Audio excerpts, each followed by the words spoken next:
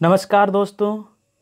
64वीं मुख्य परीक्षा का रिजल्ट आ चुका है और आप अपने स्तर से इंटरव्यू की तैयारी तो कर ही रहे होंगे।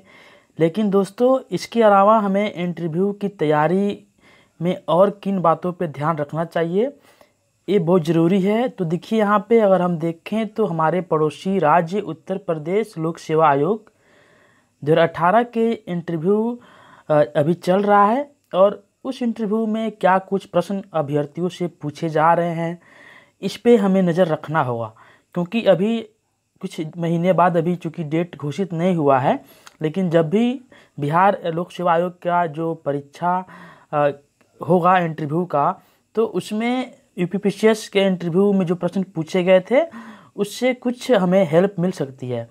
तो इसलिए हम आपको लगातार ये साझा करेंगे और यूपीपीसीएस 2018 के इंटरव्यू जो अभ्यर्थी दे रहे हैं उनसे हम बात करके और उनसे क्या कुछ प्रश्न पूछे गए हैं, उनका इंटरव्यू कैसा जा रहा है, उन सभी प्रश्नों को हम आपसे साझा करते रहेंगे।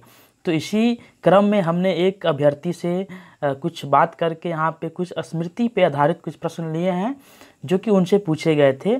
तो देखिए यहाँ पे कि जो उनका इंटरव्यू है वह 25 से लगभग 30 मिनट तक इंटरव्यू चला था और जो बोर्ड था वह किशन वीर सिंह साक्य सर का बोर्ड था।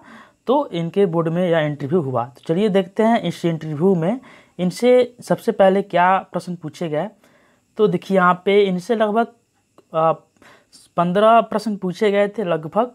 तो उसमें से आइए हम देखते हैं एक एक करके। सबसे पहले इनसे पूछा गया कि आप अपने बारे में बताइए और अपने एजुकेशन के बारे में बताइए, आपकी योग्यता क्या है, आपकी पढ़ाई कैसे हुई, और अपने 5 खूबियों के बारे में आप बताइए। इसके बाद इनसे पूछा गया कि लॉकडाउन में मनरेगा की भूमिका क्या है, इसके बारे में आप बताइए। तो ये काफ़ी अच्छा प्रश्न है, चूँकि लॉकडाउन में मनरेगा की भूमिका काफ़ी ज़्यादा बढ़ गई है।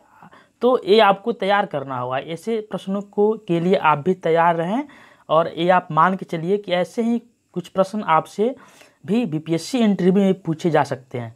तो इसलिए आपको यहाँ पे हम साझा कर रहे हैं।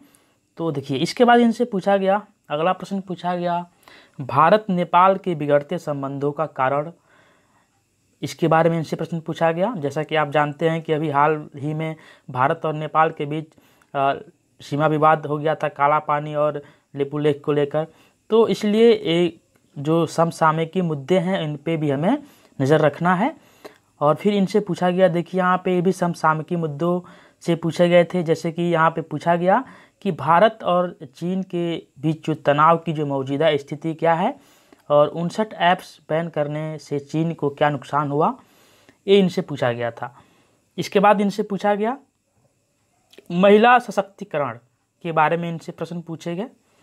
फिर इनसे पूछा गया चाबाहार रेल परियोजना क्या है और भारत को इससे बाहर करने का कारण क्या है। जैसा कि आप जानते हैं कि अभी हाल ही में ईरान ने भारत को इस रेल परियोजना से बाहर कर दिया है और चाबाहार जो कि ईरान में स्थित है, एक चाबाहार बंदरगाह भी है जो कि भारत की मदद से ईरान में बनाया गया है। और ये जो रेल परियोजना है इससे भारत को ईरान ने अभी बाहर कर दिया है। तो इससे प्रश्न पूछे गए। इसके बाद देखिए यहाँ पे जो अगला प्रश्न पूछा गया कि वर्चुअल रैली क्या है। देखिए, अभी कोरोना काल में सोशल डिस्टेंसिंग को ध्यान में रखते हुए जो भी रैली हो रही है वो वर्चुअल रैली हो रही है, यानी डिजिटल रैली हो रही है। तो अभी आपने देखा होगा कि अपने बिहार में जो योजना है, एक नरेंद्र मोदी के द्वारा एक वर्चुअल उसकी शुरुआत की गई थी। और इस तरह से आपसे प्रश्न पूछा गया कि वर्चुअल रैली क्या है, इसका मीनिंग क्या है, आपको बताना है।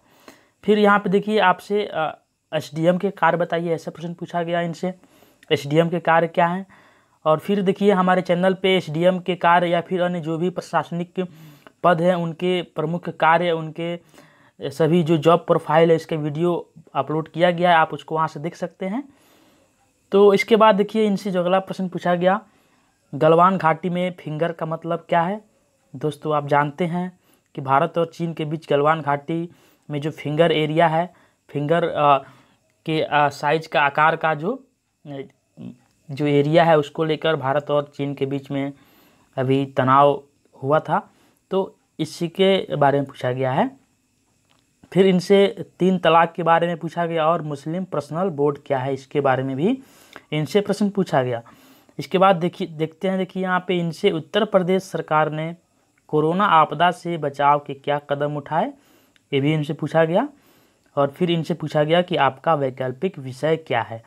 तो ये तो प्रश्न लाजमी है, ये अक्सर पूछा ही जाता है किसी भी अभ्यर्थी से कि आपका ऑप्शनल सब्जेक्ट क्या है। तो फिर इनसे ये प्रश्न पूछा गया, देखिए आगे, कि पुलिस कमिश्नरी क्या है और उत्तर प्रदेश में पुलिस कमिश्नरी कहाँ प्रस्तावित है, ये उत्तर प्रदेश से प्रश्न पूछे गए। फिर उनसे पूछा गया यहाँ पे कि संयुक्त राष्ट्र का अस्थायी सदस्यता क्या होता है एवं इसकी प्रक्रिया क्या है। देखिए जैसा कि आप जानते होंगे कि अभी हाल ही में भारत संयुक्त राष्ट्र का अस्थायी सदस्य चुना गया है, तो इसलिए यहाँ पे ये प्रश्न पूछा गया है।